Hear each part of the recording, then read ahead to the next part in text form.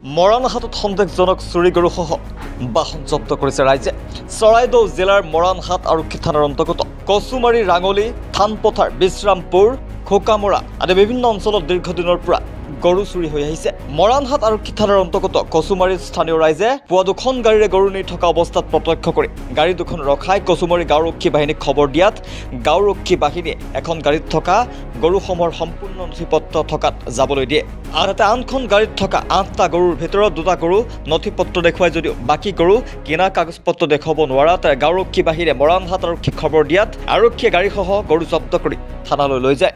হয়, আজি আমাৰ ইয়াত কচুমাৰীৰ পৰা আপোনাৰ যিটো ৰাঙলী কচুমাৰীৰ পৰা চেপন গৈ আছে এই পথত আজি আমাৰ দুখন গৰু গাড়ী ৰাইজৰ সন্দেহ হোৱাত তেওঁলোকে ৰখাই পেলাই গৰু গাড়ীকেইখনৰ কাগজ পত্ৰ পৰীক্ষা কৰিলে।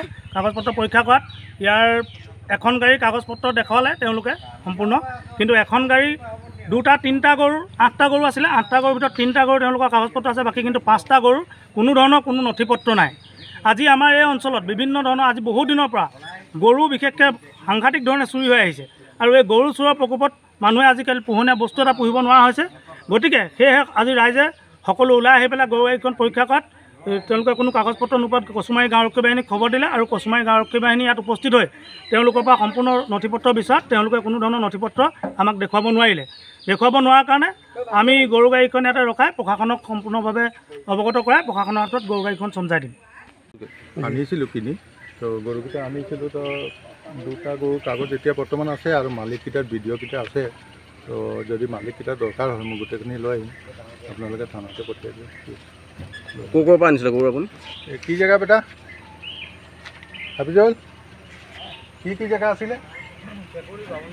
কেঁকুৰি বাবনবাৰীৰ পৰা আনিছিলোঁ। কাগজ কি কাৰণে নপৰিলে? কাগজ মানে কি মানে নবনালে, সি কেনেকৈ মালিককেইটাক আনিম বুলি ক'লে ভিডিঅ' কৰি থৈছে। কাগজ নবনোৱাটোৱে ডাঙৰ ভুল। এতিয়া ইয়াত কোনে ধৰিলে? আপোনালোকে ধৰিছে দিয়ক। ব্যুৰো ৰিপৰ্ট, সচ দ্য ৰিয়েলিটি।